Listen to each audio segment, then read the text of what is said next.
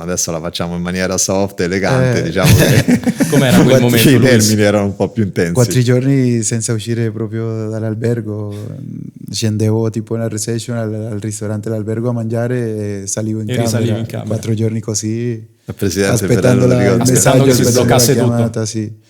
Il presidente ti diceva non ti preoccupare, se rimani qua che la famo, ti ricordi, no? Mi chiamava, mi mandava i messaggi, però alla fine non si sbloccava e passavano i giorni e alla fine l'abbiamo sbloccata. Alla fine è andata. Sì, abbiamo trovato la quadra, dai.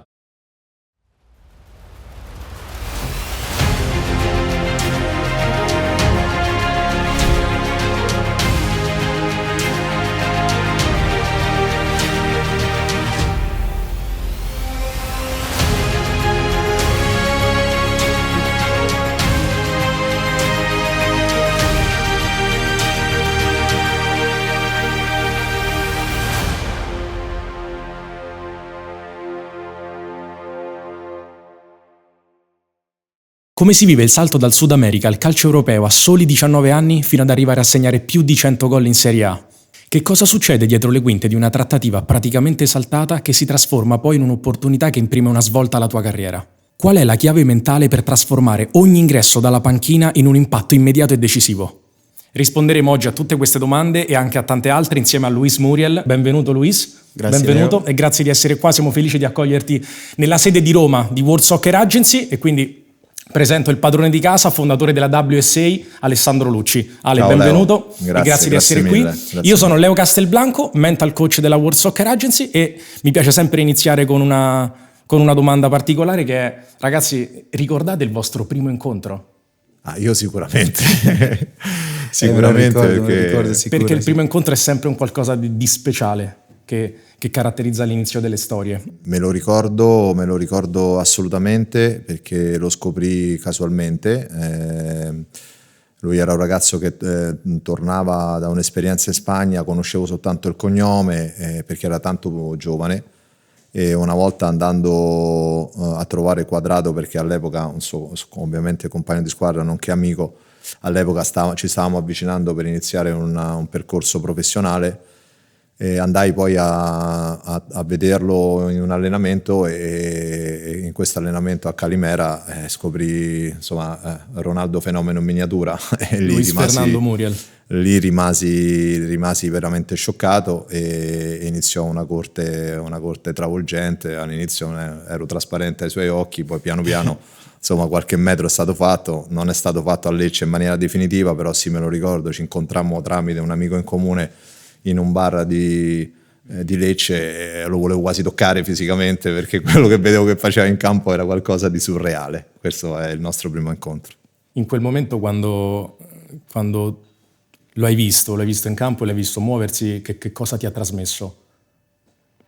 Un fenomeno, semplicemente un fenomeno. Non a caso ho detto che ricordava Ronaldo fenomeno perché faceva delle cose difficilmente spiegabili e scioccanti, impattanti. Poi mi colpiva la sua allegria, si vedeva proprio dall'espressione del viso che era un bravo ragazzo. Ero a bordo campo, ero già innamorato. Poi insomma, prendendo informazioni chiaramente le risposte furono esattamente ciò che mi arrivava dalla sua espressione proprio di viso e anche dal linguaggio del suo corpo. Però veramente credo oggettivamente perché per la prima volta in vita mia mi sono trovato davanti al genio nel vero senso della parola, non al talento tecnico straordinario. Qui siamo davanti a un genio che è qualcosa di diverso, che fanno cose diverse.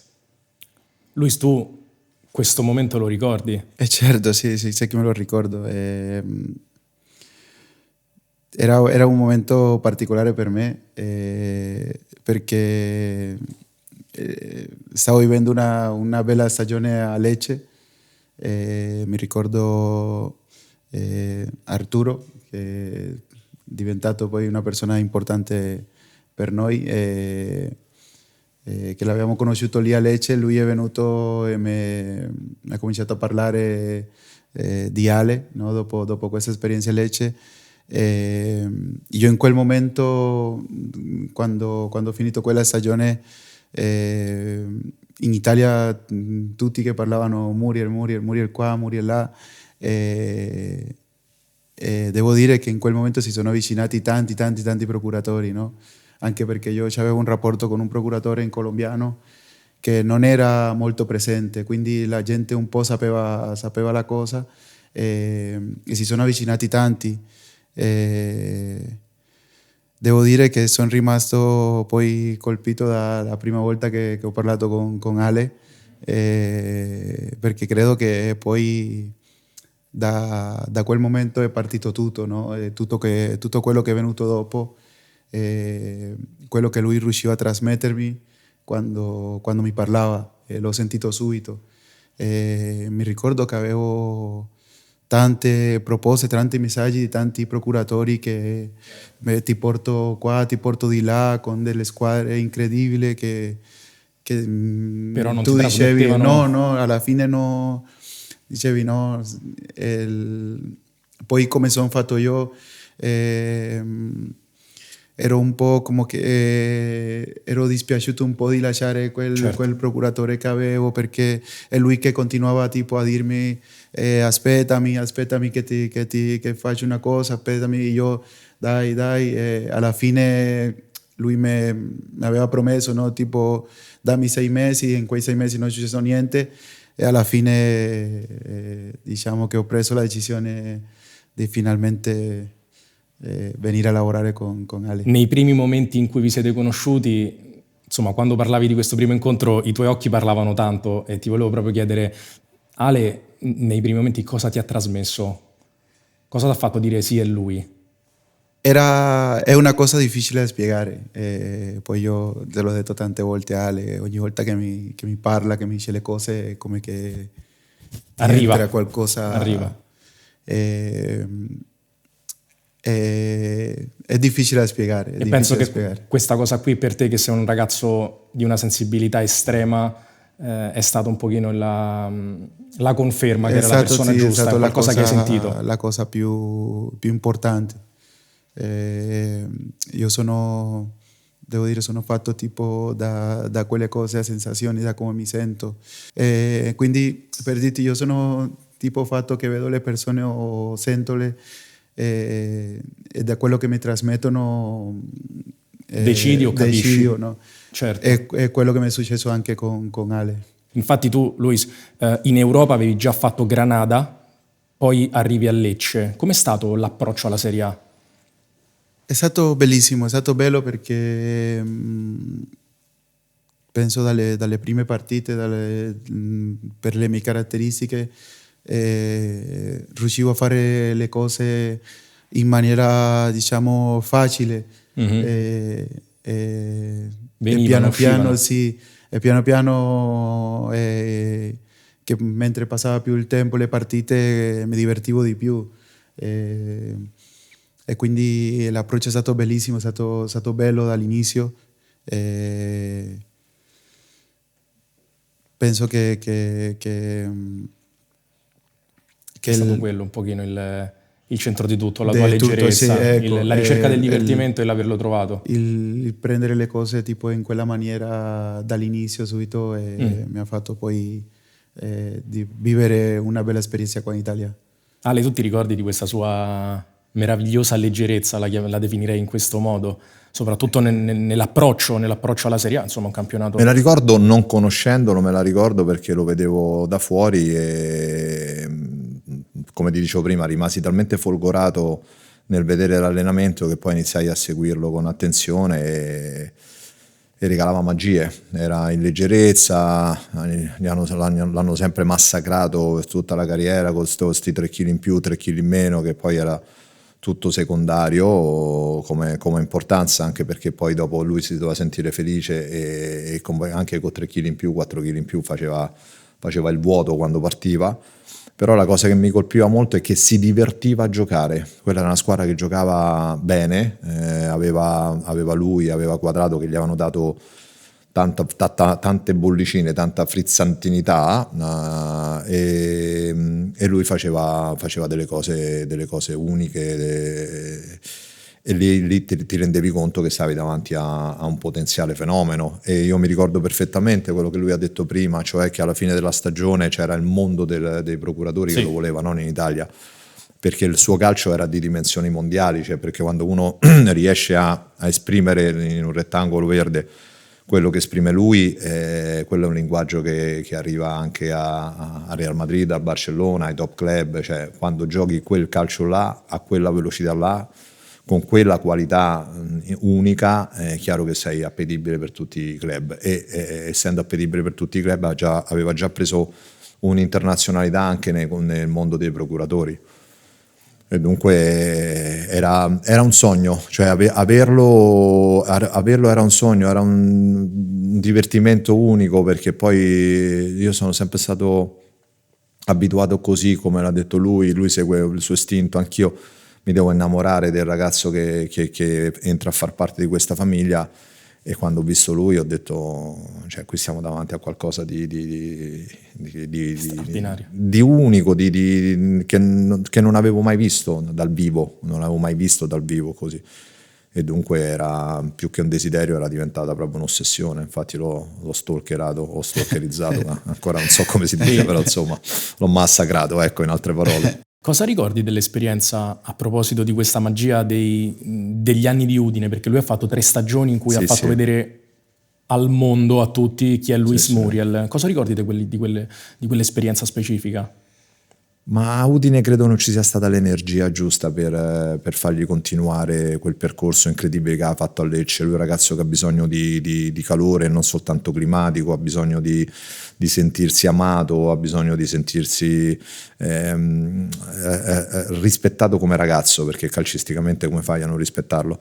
A Udine, che comunque era per carità una società seria, lo è tuttora, è sempre stata una società organizzata in maniera incredibile, con persone competenti e per bene, probabilmente lui non sentiva quell'energia che gli serviva, per cui diciamo oggettivamente quando tornò a Udine dopo l'esperienza di Lecce era un pochino spento, no? Tanto che poi quando io lo incontrai per bene a Udine, che iniziamo a parlare, e poi piano piano alla fine insomma iniziamo questo straordinario percorso, perché le emozioni che mi ha dato lui sono emozioni uniche, proprio a livello di gusto del calcio. Io quando ci parlavo lo vedevo spento, non lo vedevo felice. Infatti la prima cosa che dissi: Luis, qui dobbiamo cambiare aria, ma non per l'Udinese che era perfetta, ma non è l'abito su misura per te. E poi dopo, insomma, successivamente andammo alla Sampdoria, che lì sì, veramente era un mondo che lo aspettava a braccia aperte, con un presidente che era un padre, perché comunque nella sua umanità, simpatia e sana diciamo sana follia, ma lo dico con affetto nei confronti del presidente, con un direttore generale che lo voleva, con un allenatore come Sinisa Mihajlovic che lo desiderava. È andato là ed è esploso, totalmente esploso. Perché... In questo passaggio ti ricordi qualche elemento della trattativa? Perché comunque passava a un club importante. Sì, la trattativa non è stata facile, perché avevamo convinto l'Udinese poi ti racconterà anche lui, perché è stato interprete straordinario. Avevamo convinto l'Udinese poi ad aprire alla cessione. Io stavo portando avanti questa trattativa non semplice, poi eravamo arrivati a un accordo di massima, tanto che l'Udinese aveva autorizzato Luis a partire per le famose visite mediche. Poi arrivammo nell'hotel della Sampdoria e come spesso accade, qualcosa cambiò nei termini della trattativa. Ero infortunato, mi ricordo che ero infortunato, i tempi di recupero dell'Udinese erano 2 mesi, ma dopo le visite mediche si sono verificati i tempi più lunghi di quelli che diceva l'Udinese. E per questo cambiarono un po' le carte. Quindi era quasi tutto saltata, pronto. Era tutto pronto, poi era saltata. L'Udinese fece un comunicato che andò su Sky che il giocatore si doveva ripresentare l'indomani mattina presso l'Udinese, che la trattativa con la Sampdoria era saltata. Però lui in quel momento stava già lui stava a Genova, perché era partito, era andato a fare visite mediche, e dalle visite mediche era uscito fuori uno scenario più lungo e da lì una rivisitazione dei termini dell'accordo. Perché comunque non potevano averlo da subito, e insomma lì poi dopo. Quindi lui da lì rientra? No, non è mai rientrato. Mai rientrato. Questa è stata la chiave che poi alla fine ha portato a trovare la quadra, come si dice in questi casi, attraverso la nostra opera, nel senso che il calciatore non poteva più tornare a Udine perché mentalmente ormai era della Sampdoria, aveva troppo entusiasmo per andare alla Sampdoria e insomma in maniera un pochino forzata, ma non troppo, perché comunque i rapporti erano sempre eccellenti tra noi e i due club. Alla fine, insomma, con un po' di pazienza, insomma, rimase 4-5 giorni ai domiciliari dentro l'hotel, non poteva neanche uscire.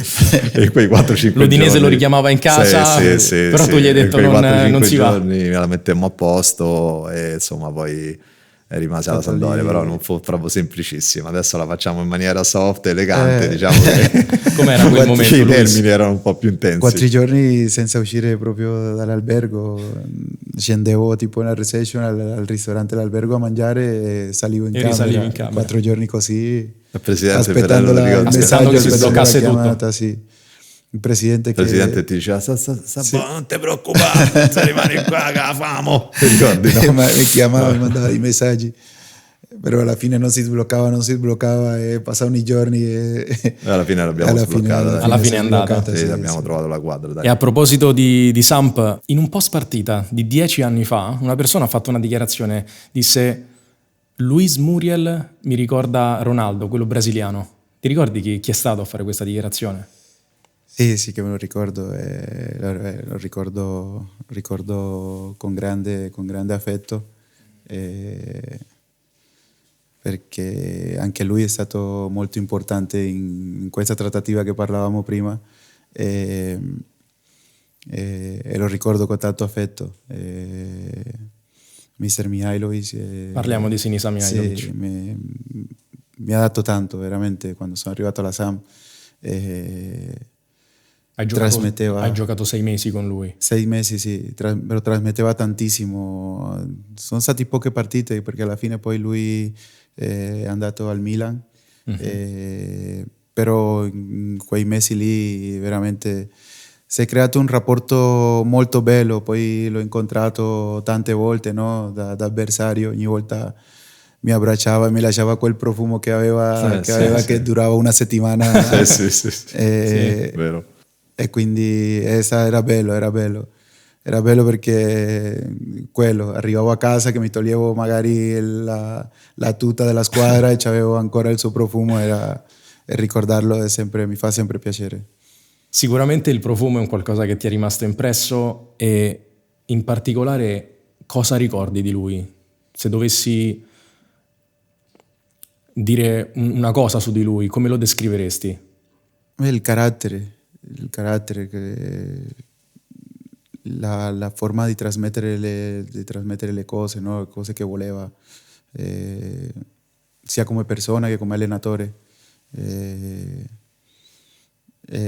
Quell'uomo vero, no? Quello, quando dice quell'uomo vero che ti dice le cose sempre in maniera, diciamo, diretta. Cosa c'era in quell'ambiente che ti ha permesso di esprimerti in quel modo? Genoa è una città bella, calda, i tifosi sono belli caldi, quindi penso che sia stato un po' la chiave per divertirti, per stare bene, per me, per stare bene, per poi andare in campo e poi esprimermi al meglio, alzarmi la mattina, vedere il mare, era una cosa per me anche molto bella.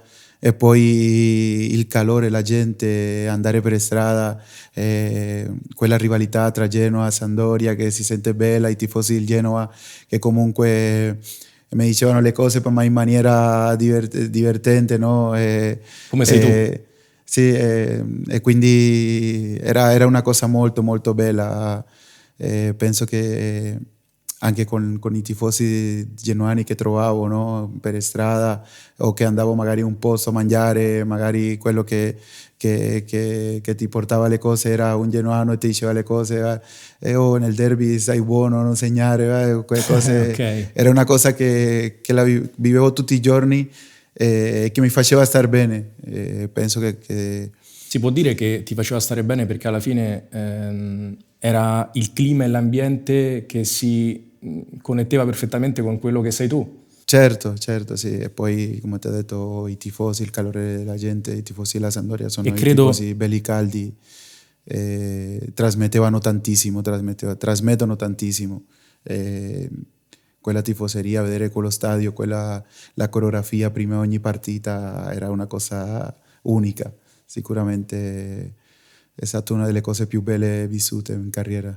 hai raccontato uno scenario secondo me importantissimo per poter permettere ad un calciatore di esprimersi al massimo, perché ascoltando le tue parole mi è subito venuto in mente una cosa, Luis Fernando Muriel in campo era esattamente quello che lui si sentiva di essere dentro e il clima e l'ambiente hanno aiutato a farti esprimere. Io dico sempre che quando l'identità è chiara, c'è presente, definita e chiara, il comportamento poi è coerente. Quindi quell'ambiente, quel clima sono serviti per farti sentire quello che tu eri, essere leggero, libero e quindi automaticamente farti sentire quello che eri tu, l'identità, questo sono io, leggerezza, divertimento e voglia di fare. Quando l'identità è chiara e definita esce fuori e soprattutto gli si dà modo di esprimersi, poi il comportamento è coerente. Con comportamento coerente intendo che scendi in campo e fai quelle cose lì. Certo, sì, penso poi che in tanti che mi conoscono sanno come sono fatto, no? E quando sento quel calore, si può dire anche non so, mi sento coccolato, no? Come si dice qua, viene fuori tipo il meglio di Muriel. La Sam mi ha dato tutto quello e mi ha permesso di poi mostrare tutto me stesso. Esatto. Ale, tu prima parlavi di genio, è un termine forte, un termine importante, che però di fatto definisce quello che è Muriel e quello che da subito ti ha trasmesso dal primo momento in cui l'hai visto. Non è un talento o un giocatore forte, è un genio di fatto. Perché secondo te e soprattutto quanto ha inciso l'ambiente e questa positività intorno per farlo esprimere? Allora, è che è un genio è indiscusso, nel senso che credo sia stato per certi aspetti anche un calciatore un po' sottovalutato, o meglio, sia stato sottovalutato il suo enorme genio. Io faccio questa professione da 25 anni, ho avuto veramente il privilegio, non sono frasi fatte, di rappresentare calciatori straordinari con carriere incredibili. Credo soltanto in un'altra occasione di aver gestito un genio che era Mirko Vucinic e poi ho incontrato Luis. Luis però è una girandola di soluzioni geniali che ti fanno girare la testa. Quello che ho visto fare a Luis e che ancora fa, non più tardi di un paio di mesi fa ha fatto una tripletta in America, 2 dei 3 gol sono da pallone d'oro, cioè, perché di questo parliamo. Luis fa delle cose che tu non le capisci, cioè, mentre ci sono dei geni che magari mettono giù il pallone al primo controllo, spostano la palla in maniera divina, la mettono sotto il set, fanno una giocata che tu dici Madonna, Luis in una ripartenza prende palla e in un attimo ti può fare 3 cose, che si infila in mezzo a 3-4 calciatori e tu dici oddio, ma come ha fatto? Cioè, la devi rivedere la giocata. Un calciatore che ha tutto quello che si può desiderare ai massimi livelli, parlo anche come espressione di forza fisica, di esplosività, ma soprattutto ha dei colpi che sono colpi che tu vorresti sempre rivedere, ed è il primo calciatore che, o meglio, è la prima volta che sento parlare una proprietà, una dirigenza. Mi era successo con la Sampdoria, mi è successo più volte con l'Atalanta, e magari ti senti telefonicamente, parli in quel momento con il presidente o col direttore per sentire come sta, insomma, sai, sbagli i famosi tempi e mi dicono Ale, ci sentiamo tra un paio d'orette perché sta iniziando l'allenamento, che c'è Muriel, c'è Luis, devo andare a vedere Luis. Questo ti fa capire che sei davanti a un'espressione di genialità che non ha confini. Poi c'è da dire che c'è un Luis nella prima fase della carriera e poi c'è un Luis nella seconda fase, perché chiaramente si passa da ragazzo e si diventa uomo, e questo vale un po' per tutti. Il ragazzo era sicuramente più sensibile alle coccole, come ha definito lui, al sentirsi necessariamente al centro del mondo dove stava, di avere tante attenzioni, di avere un clima anche possibilmente, anche geograficamente parlando, dove ci fosse il mare, però al di là di questo, che è un estremo, era un calciatore che aveva bisogno di 1000 attenzioni da giovane, poi è diventato uomo. E nel tornare in Italia, quando ritornò in Italia a Bergamo con l'Atalanta, non aveva un allenatore che è proprio un principe delle coccole, no? C'ha tante altre qualità che lo rendono un grandissimo allenatore, eppure ha fatto delle robe che sono irripetibili, anche con altri 2 calciatori che aveva davanti, che uno era Ilicic e l'altro era il Papu Gomez, quando giocavano insieme facevano delle cose difficilmente commentabili davanti a un microfono, però mi permetto di dire che la punta della genialità del dire oddio, che ha fatto? Come succede? No, ma dove è passato? Come ha fatto a passare lì in mezzo? Sembrava un fumetto di Walt Disney, sembrava che passasse attraverso le persone in alcune giocate, poi destro, sinistro, vedeva la giocata anche da trequartista, per cui mandava in profondità, attacco della profondità 1-2, corto, come si dice nel gergo calcistico, corto, lungo, cioè veramente una roba, è un calciatore disarmante, un genio disarmante.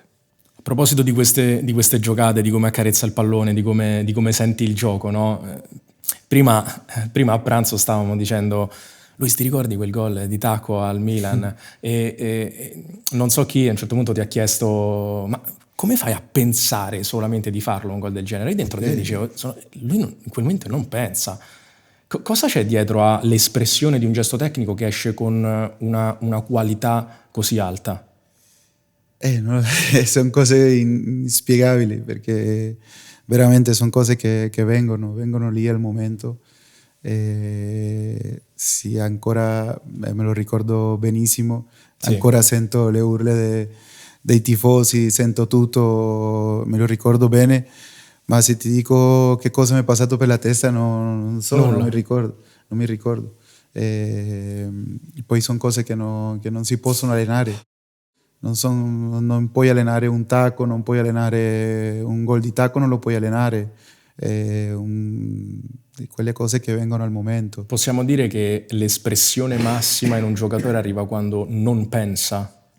Secondo me sì, secondo me escono le migliori cose quando... Di un giocatore?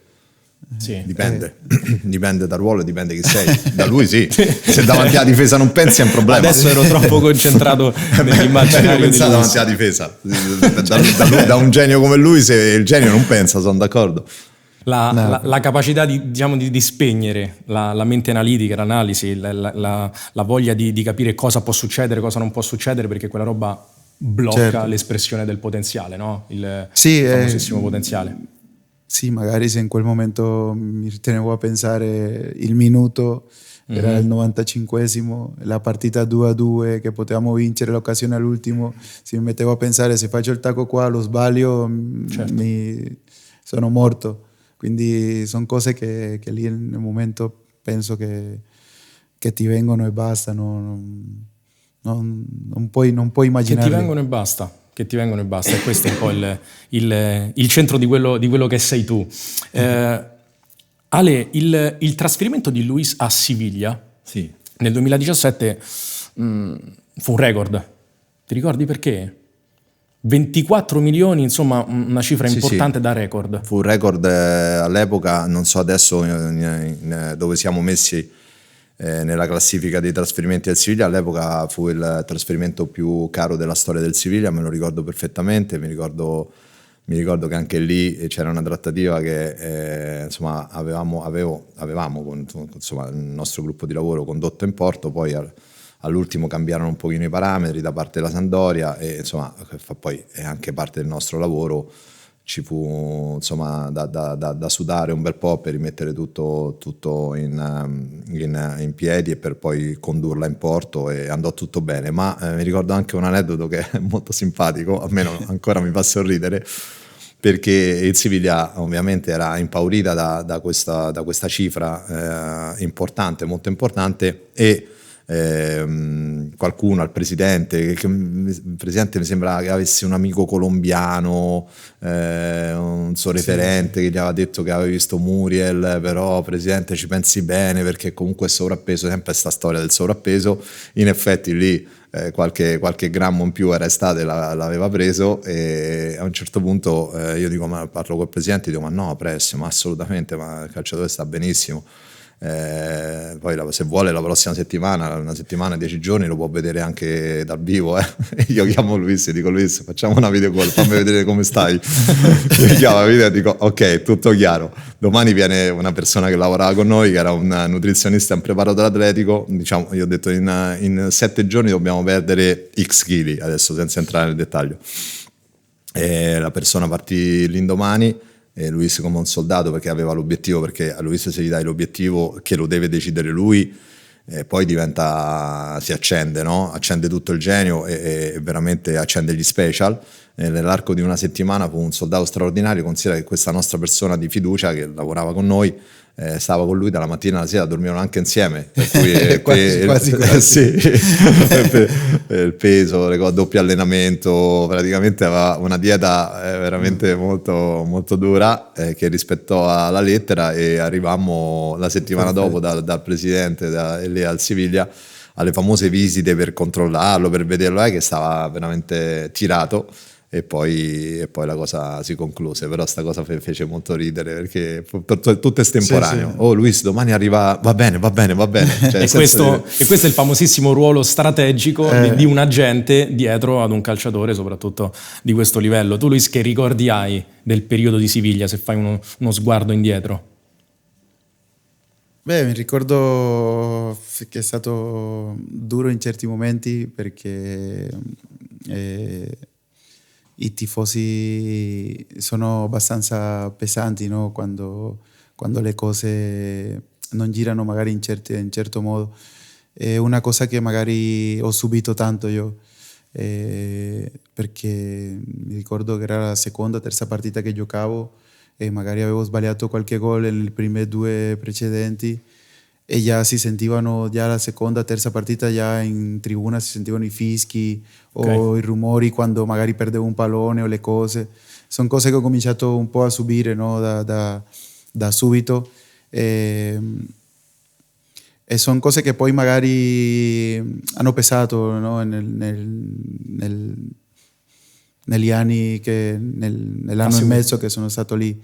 Poi devo dire che la città, le cose, ho un ricordo bellissimo, perché è veramente una città molto bella, e che si sta molto bene.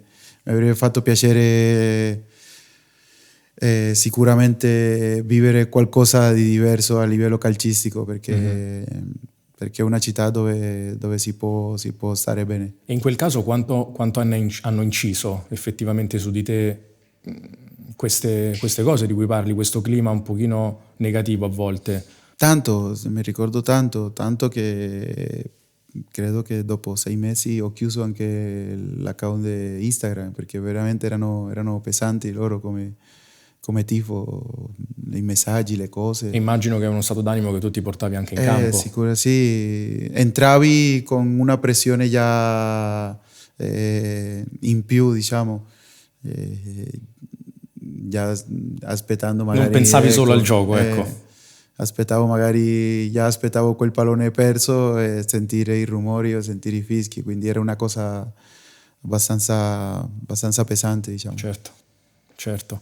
E Ale, nonostante l'esperienza di Siviglia non fu idilliaca, comunque l'attenzione da parte dalla Serie A per Muriel comunque rimase alta.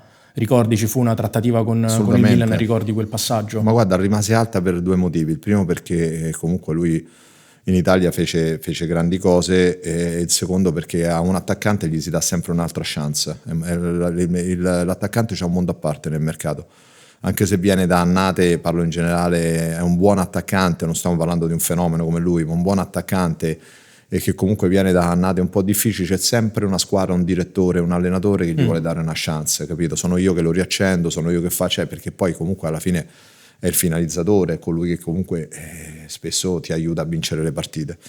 Mi ricordo perfettamente quel momento là, noi parlavamo spesso, come sempre, anche di programmare insieme un po' il futuro, no? Perché io credo che sia funzionale e corretto che venga coinvolto sempre un tuo assistito verso il progetto che dovrà affrontare o verso la scelta che dovremmo fare, no? Per cui, come dico sempre, è bello che qualsiasi calciatore sia un pochino anche manager di se stesso insieme al proprio procuratore. Ci confrontammo, c'era la Fiorentina che lo voleva, c'era Corbino che comunque era deciso a riportarlo, c'erano le condizioni che parlando col Siviglia ero insomma riuscito a trovare una quadra economica. Poi nel percorso, come spesso accade, io avevo anche parlato con altri club perché giustamente è la mia professione trovare soluzioni, e si accese anche la possibilità di andare al Milan concretamente, tanto che diventò veramente uno scontro proprio, una sfida in zona Cesarini, e addirittura i dirigenti del Siviglia comunicarono, non so se ti ricordi Luis, comunicarono che avevano ceduto Luis, te lo ricordi, no? Il comunicato che avevano ceduto il calciatore al Milan, perché comunque all'epoca c'erano anche ottimi rapporti, se non ricordo male c'era Leonardo e Paolo Maldini che avevano comunque ottimi rapporti lì a Siviglia, però come si dice, insomma, poi se non c'è il protagonista che dà l'ok, e noi non eravamo per niente convinti di questa scelta, perché da una parte c'era il blasone, il fascino del Milan, dall'altra c'era una Fiorentina che lo rimetteva veramente al centro di un'importanza di cui lui aveva bisogno, perché il motivo per cui andava via da Siviglia era probabilmente il più grande motivo, era che insomma si sentiva un pochino, no, declassato tra virgolette, per carità, per responsabilità anche sue, non sto dicendo, però non si sentiva più con la luce accesa, e quando un calciatore forte non ha la luce accesa, perde grip e perde performance, pensa a un genio con la luce spenta. E a quel punto capimmo che la luce giusta era quella di Firenze, perché a Milan sarebbe andato di nuovo comunque in un ambiente con grandi pressioni, ma soprattutto c'erano anche altri attaccanti, avrebbe dovuto fare il primo cambio, non ci serviva quello in quei 6 mesi, non ci serviva quello. Tanto è vero che lui alla fine decidiamo insieme di andare alla Fiorentina, e la casualità, che non esiste, ma è definita casualità, ma non esiste, ci porta alla prima partita ufficiale della Fiorentina a giocare contro la Sampdoria, la sua Sampdoria del cuore, perché l'ha lasciato comunque veramente un bel pezzo di cuore a Genova. E io ero in tribuna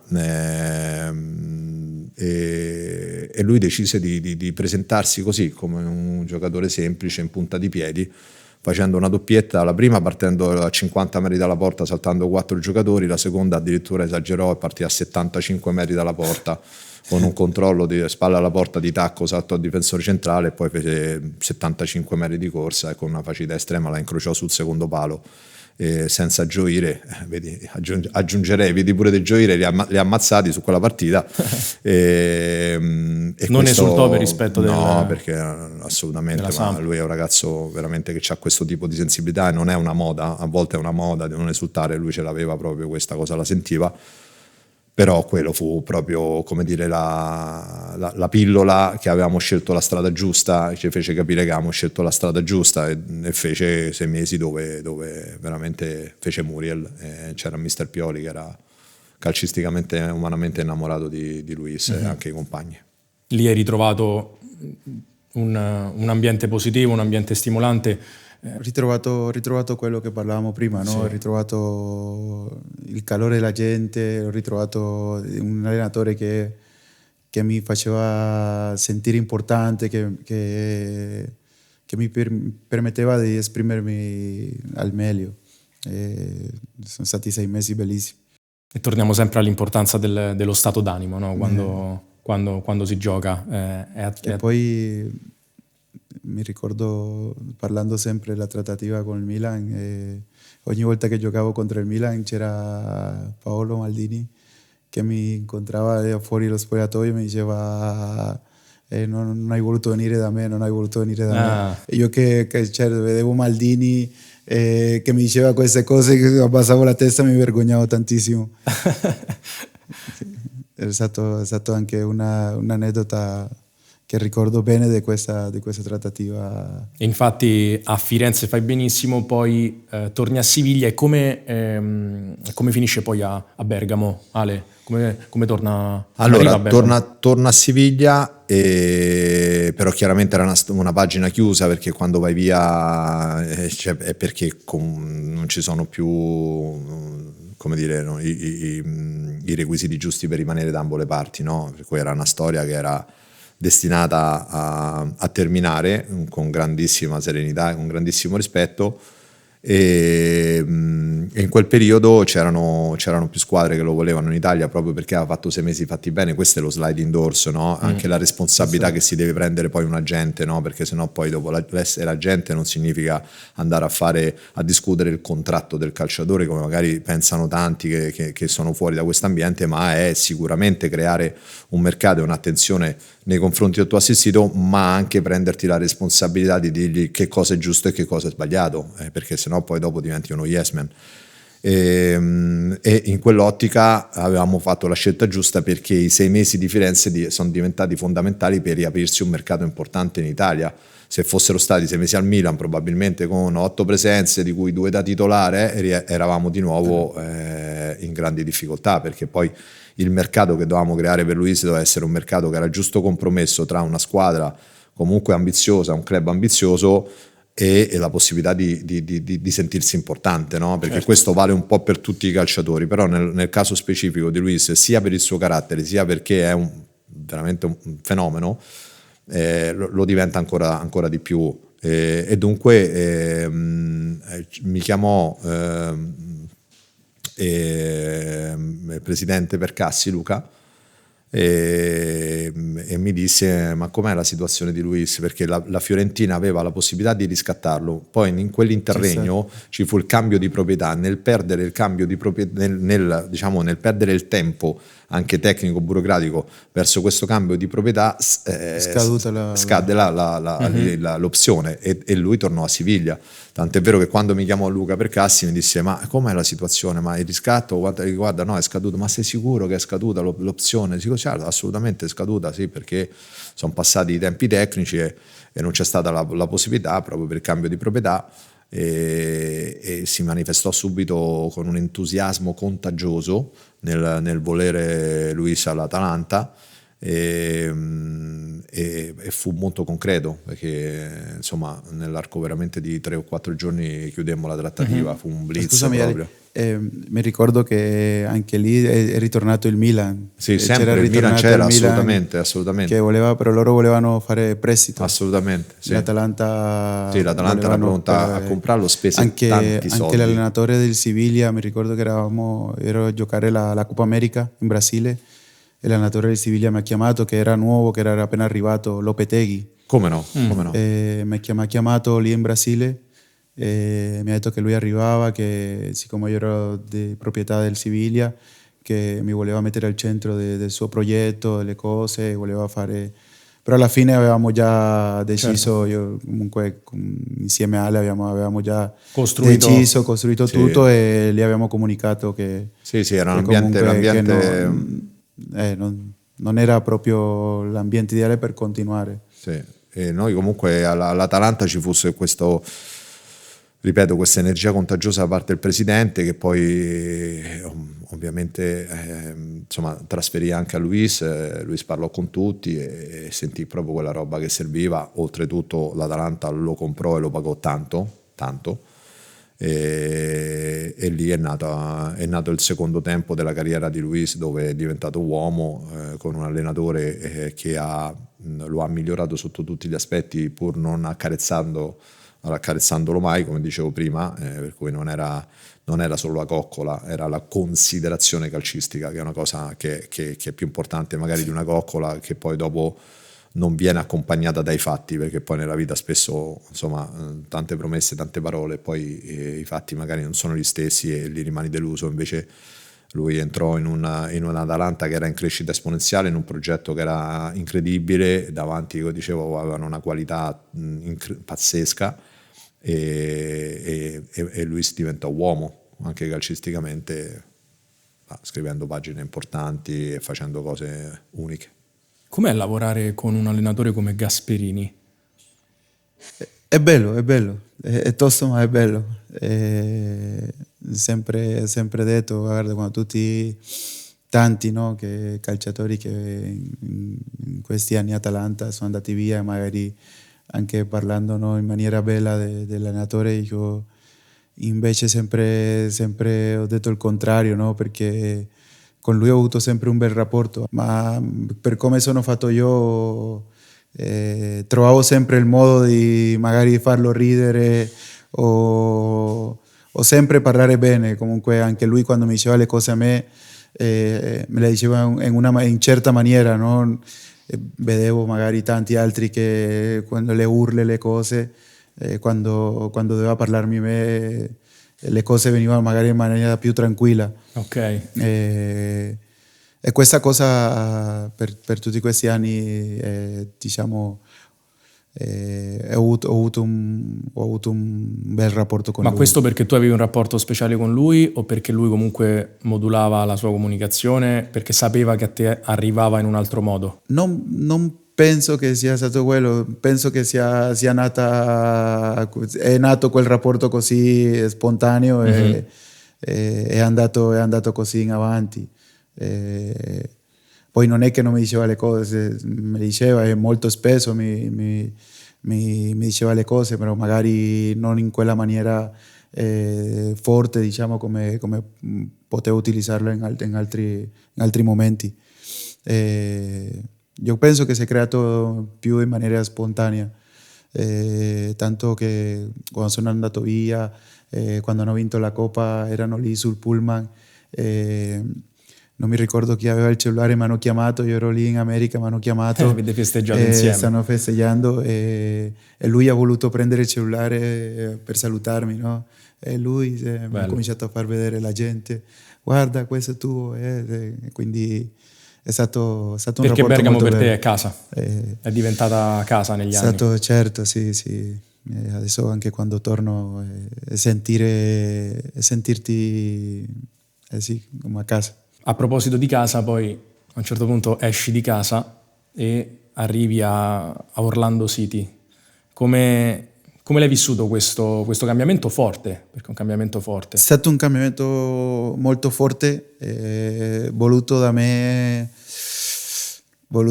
per tanti motivi. Stavo vivendo tante cose magari che in quel momento mi facevano pensare più alle cose fuori dal campo che al campo, no? Ok. E quindi è stata più una decisione portata a quello che veramente a quello che era il calcio, che infatti dopo 2 o 3 mesi di essere lì subito mi è venuto tutto giù e ho cominciato a sentire la mancanza di tutto e ho detto che cosa che faccio qua, certo. che sto facendo qui. Però vabbè, è una nuova esperienza che poi essendo conseguente con la decisione che ho preso, ho voluto dargli l'importanza e fare le cose per bene, no? In maniera che tutto andasse bene. E niente, sto vivendo quella esperienza lì che è molto bella. Tra l'altro a Orlando City tu torni sulla homepage dei più importanti quotidiani mondiali sul calcio perché segni una tripletta in 16 minuti. Sì, anche quello è ricordi quel momento? Il record, sì, il record di Orlando City. Partita che credo è la League Cup contro il Necaxa, se non ricordo bene, non ricordo male. Squadra messicana? Messicana, sì. Sì, il giro di poco 15 tempo. minuti segnato quei 3 gol. È stato bello. Poi quest'anno è stato un anno molto bello a livello a livello di calcio, di numeri, anche se alla fine magari la squadra è calata un po' e non abbiamo centrato gli obiettivi che avevamo. E a proposito di numeri e di record, tu ne hai uno importantissimo, tu sei il giocatore che nell'era dei 3 punti ha segnato più gol di tutti da subentrato, 27 gol da subentrato dalla panchina. Come ci riuscivi? Perché comunque solitamente chi ha poco tempo è svantaggiato. Questo grazie anche a Gasperi. Niente, penso che andiamo sempre sullo stesso discorso, no? Quando ti senti bene, quando stai in un posto che ti dà quel calore, che ti fa sentire bene, poi alla fine vai in campo e anche non avendo voglia, no? Ti vengono le cose, ti escono le cose naturali, no? È quello che mi trasmetteva o che mi trasmette Bergamo come città, come i tifosi, come squadra. Tante volte arrabbiato perché magari la partita prima avevo fatto doppietta o avevo fatto gol, o da 3 partite che facevo gol, ma lo stesso partivo dalla panchina. Tante volte arrabbiato magari prima della partita, ma una volta che già andavo in campo entravo a divertirmi e devo dire che tutto questo fu possibile grazie anche alla squadra che avevamo, anche il modo di giocare, anche quell'Atalanta lì che quando le squadre al 60° andavano giù morti, certo, questa squadra saliva di livello perché fisicamente eravamo fortissimi, quindi entrare già lì quando le squadre andavano un po' giù, anche se magari le partite erano un po' chiuse in certi momenti, magari un pareggio o un vantaggio stretto, mi permetteva a me con le mie caratteristiche di poter diciamo dare quella cosa in più che aveva bisogno la squadra in quel momento. E quando subentravi erano più le volte che subentravi con un pochino di arrabbiatura dentro e di voler cambiare la partita e di sfruttare quel tempo che avevi, oppure subentravi con una magari anche leggera con poca motivazione? No, la motivazione era sempre alta perché l'arrabbiatura veniva sempre prima della partita. Prima della partita, ma una volta penso che anche il fatto di avere un bel gruppo di bei compagni, un gruppo bello forte, faceva anche le cose che le cose fossero così, perché magari è un altro spogliatoio con altri compagni, magari che non sai che non hai un bel rapporto, devi subentrare, le cose le prendi in un'altra maniera. L'arrabbiatura magari mia veniva prima quando sapevo che non ero titolare, ma poi una volta che andavo allo stadio, che ero lì, che ero in panchina, già mi passava, già mi veniva più la motivazione di entrare, di fare le cose bene. Poi magari tanti momenti o tante volte, come ti ho detto, le partite erano abbastanza strette, no? Pareggio, magari un vantaggio di un gol, e ti veniva voglia di fare certo, il gol. È proprio quello, no? Che magari a volte faceva la differenza, il fatto di subentrare e avere la possibilità di cambiare. Poi sempre quella cosa che avevo, tipo di dimostrare che potevo giocare dall'inizio, che potevo fare, che potevo giocare all'inizio. Poi tante volte sono partito dall'inizio, quasi sempre ho fatto gol anche, certo, partendo anche dall'inizio. Però lui, proprio il mister aveva questa cosa, tipo c'ho l'arma in più che mi cambia la partita. Ale, tu cosa pensi di questo dato importante, 27 gol da subentrato?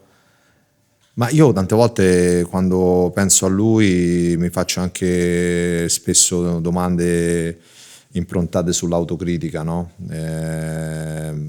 Mi chiedo cosa avrei potuto fare di più per far sì che un genio di queste dimensioni, numeri alla mano, perché poi i numeri sono importanti, ma poi bisogna andare a vedere quei gol quanto pesano dentro una gara, quanto incidono dentro una gara, gli infiniti assist che ha preso, i calci di rigore, quante volte ha cambiato partita, che tipo di partite, perché qui parliamo anche tanto di Europa League, di Champions League, di partite dove tu vai a giocare contro il Real Madrid, contro queste squadre qua, e lui o giocava contro il Lecce o contro il Real Madrid, la sua qualità calcistica non veniva minimamente modificata, per cui ti fa capire di che tipo di genio assoluto. E poi comunque dico, dove sono mancato, cosa potevo fare di più, nonostante il rapporto che abbiamo sempre avuto è sempre stato un rapporto che andava al di là diciamo del tradizionale agente che deve trovare le squadre e fare le trattative, che è quello ovviamente alla base, ma poi secondo me un agente può fare tanto di più, e tanto dialogo, tanto confronto,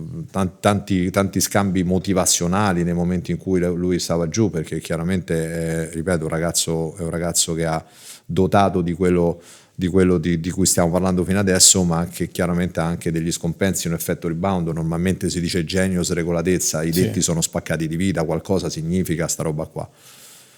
Mi sono sempre domandato cosa potevo fare di più, perché lui avrebbe veramente meritato, ma per il bello del calcio, non tanto per la sua carriera, ma per quello che è il dono che gli ha dato madre natura, avrebbe meritato di giocare anni a Barcellona, vincere Champions, competere per un pallone d'oro, sai, quel calcio là, perché quel calcio là è il calcio di Luis. Beh, penso che comunque rientri un pochino nella definizione di genio, quell'incapacità di prevedere molto spesso cosa bisogna fare per farlo esprimere al meglio. Quando parliamo di genio, secondo me innanzitutto dobbiamo soffermarci sul fatto che il genio intanto va riconosciuto. Cioè c'è la distinzione tra giocatore molto forte, tra giocatore di talento, tecnicamente di alto talento, e poi il genio. Primo step è riconoscerlo, e questo è una cosa che sicuramente tu hai fatto da quel giorno in cui l'hai visto all'allenamento, hai visto qualcosa di diverso. Primo step, riconoscerlo è una delle cose da cui poi parte il metodo di approccio e di gestione, perché un conto è gestire un giocatore forte, quindi andare su alcune tipologie di leve che magari possono essere una disciplina verticale a cui invece non risponde il genio. Io credo questo, il genio non risponde a troppe regole, perché con troppe regole implode, con zero regole esplode. Il genio va messo all'interno di una cornice elastica, perché l'obiettivo poi a lui lo accende quando c'è prestigio, quando c'è fame, quando c'è la capacità e la voglia anche di poter far vedere quello che sono io, come raccontavi poco fa. Poi la fiamma si accende, però all'interno di una cornice elastica, appunto, perché il genio significa artista e artista significa libertà creativa. Quindi gestire passa prima cosa per riconoscere, poi dargli la possibilità di vivere all'interno del contesto più favorevole, come abbiamo approfondito in diversi punti oggi. E a proposito di genio, di storia, di potenziale meraviglioso che tu hai, c'è un grande rimpianto per caso nella tua carriera?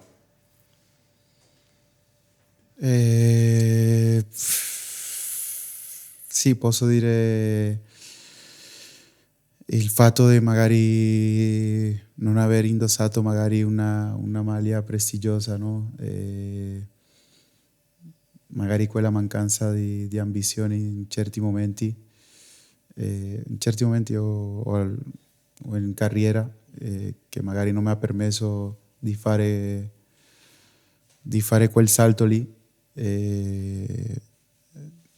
È un rimpianto sicuramente che ho. Quando parli di mancanza di ambizione, tu fai maggior riferimento a trofei, titoli, o mancanza di ambizione relativa proprio al cosa volevi diventare tu come espressione di giocatore? Sì, più a quello, più a me, più a quello che avrei potuto fare di più per raggiungere certi obiettivi, per raggiungere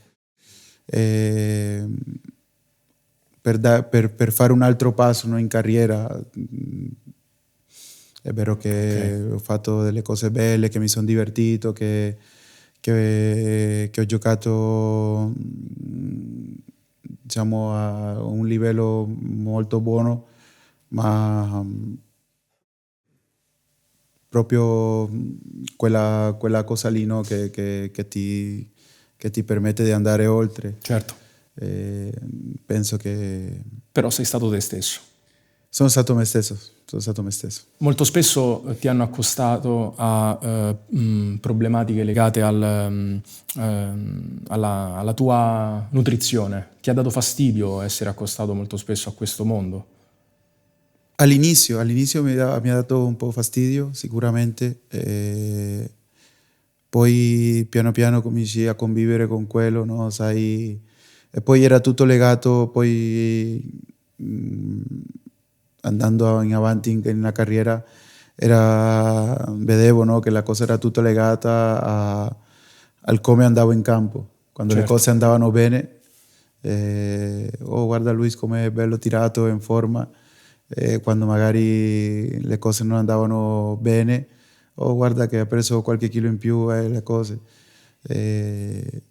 Tante di quelle volte che andava le cose bene ero magari sopra di 1 o 2 chili di quello che era il peso forma, e tante di quelle volte che le cose sono andate male ero proprio sotto, o proprio nel punto o sotto del peso che dovevo tenere, no? Che mi chiedevano in squadra. Sì.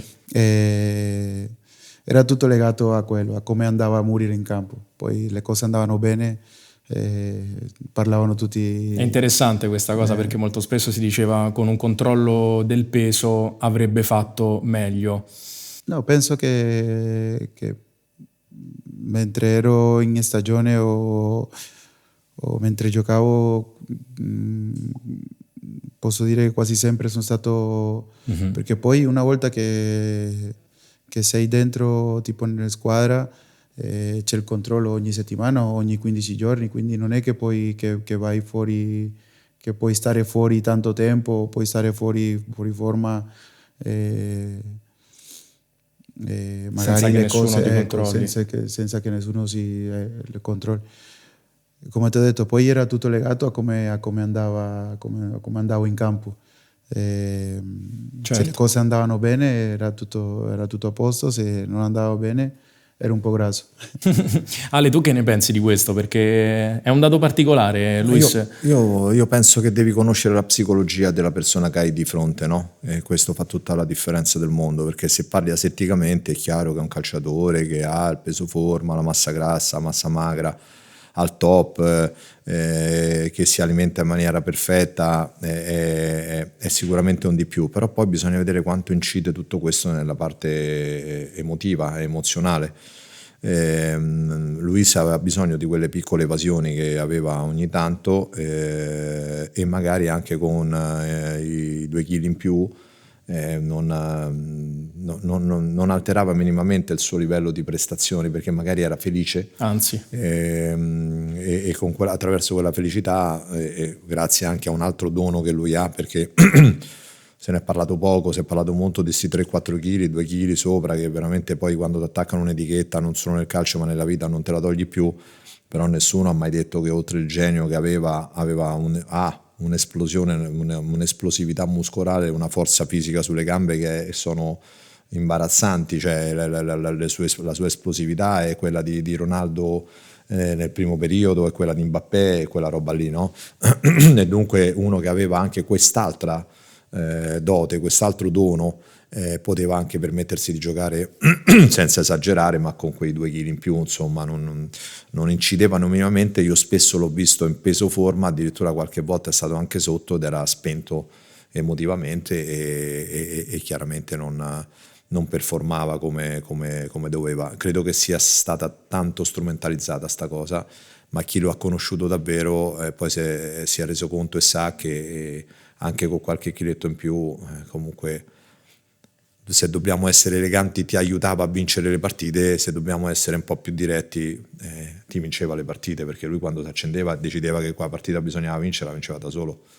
E lì non conta quanti... Non contavano i 2 kg, perché quando partiva e ti lasciava lì, spostava palla e ne lasciava lì 3, e se per 70 metri gli correvano dietro e non lo prendevano più, non è che aveva sempre quei 2-3 kg in più, capito? Certo. Stiamo parlando del nulla per me. proprio del nulla. È chiaro che se un atleta si presenta con 5-6 kg in più, cioè, perde la sua esplosività, allora sì, parliamo di cose serie, perché anzi il messaggio che deve passare è che ci vuole tanta disciplina, tanta professionalità, tanta attenzione, che i particolari fanno la differenza, assolutamente. Però qui parliamo sempre di Luis Fernando Muriel, parliamo del genio, e il genio è un qualcosa al di genio diverso. devi dare un make-up un po' diverso, capito? Leggermente. Luis, domanda diretta, cosa diresti a Luis Fernando Muriel di 15 anni fa? Domanda tosta, difficile. Però ci puoi pensare. È difficile. È difficile, ci puoi pensare.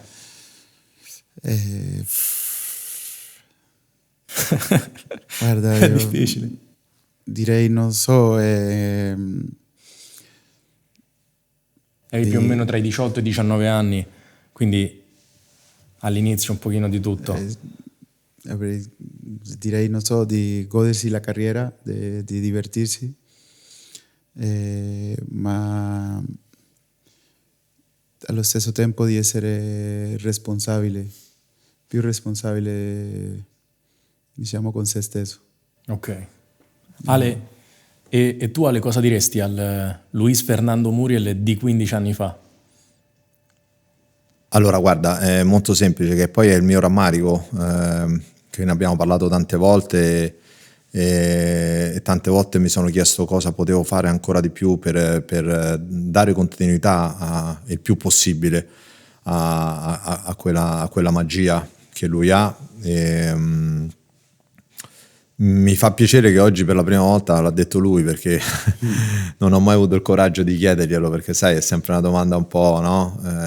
Perché non siamo arrivati a prenderci il mondo, cioè arrivati è un modo di dire, cioè perché non mi hai permesso di aiutarti ad arrivare in cima al mondo, perché c'aveva veramente tutto.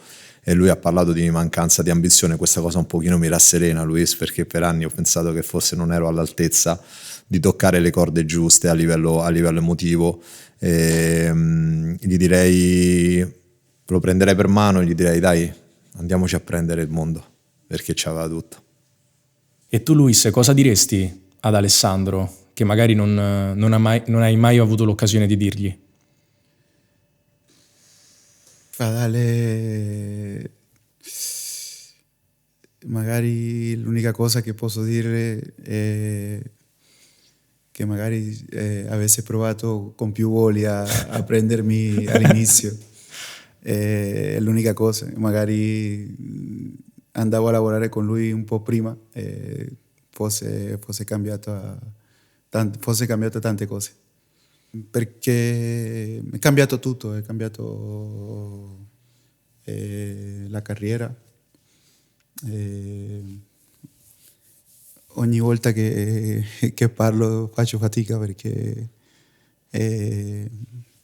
da quando è arrivato mi ha dato tanto, e penso che senza lui magari non riuscivo neanche a fare quello che ho fatto fino adesso, no?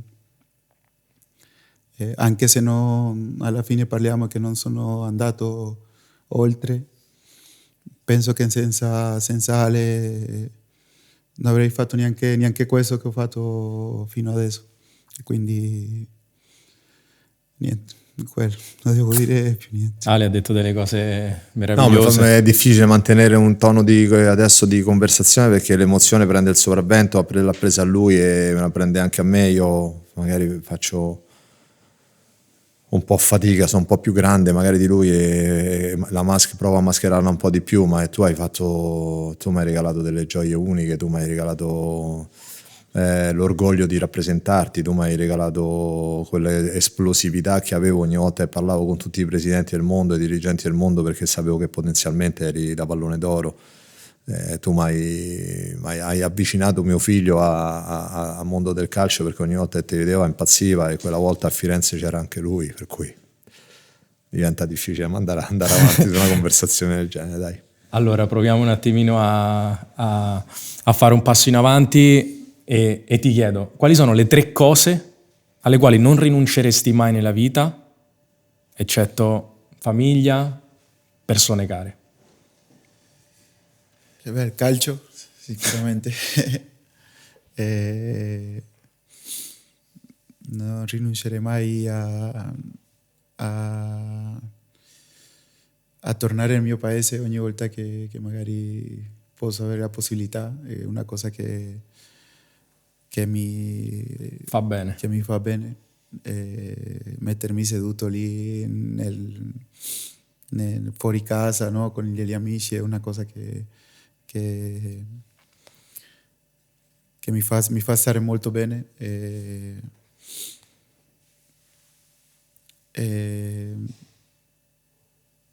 Che altra cosa? Una cervesita pure, perché se stai con gli amici, se stai con amici a Barranchiglia, che fai? Prendi l'acqua naturale oppure dai, anche quello. Una cervesita è una cosa bella, ragazzi, non è che non si può dire, certo. Che caspita. Non ce l'ho mai. Assolutamente sì. Senti, invece la partita che vorresti rigiocare? È dura, mi piacerebbe rigiocare quella partita contro il Real Madrid, ma giocarla al Bernabéu, il Real Madrid-Atalanta, ma giocarla al Bernabéu. Mi piacerebbe rigiocarla. Penso che poteva essere un bel ricordo, no? Poter giocare quella partita, ma al Bernabéu. Mm-hmm. Quella volta l'abbiamo giocato allo stadio lì a Valdebebas perché c'era il Covid e poi loro stavano rifacendo lo stadio. È stata la partita che avresti voluto rigiocare. Ragazzi, io vi ringrazio perché è stato un confronto, un viaggio bellissimo con voi. Personalmente stavolta non esco solamente arricchito ma emozionato, perché ci sono stati dei momenti veramente meravigliosi e si sente l'energia che scorre tra di voi e che abbiamo creato oggi. Quindi volevo ringraziarvi. Luis, grazie di essere stato qui con noi.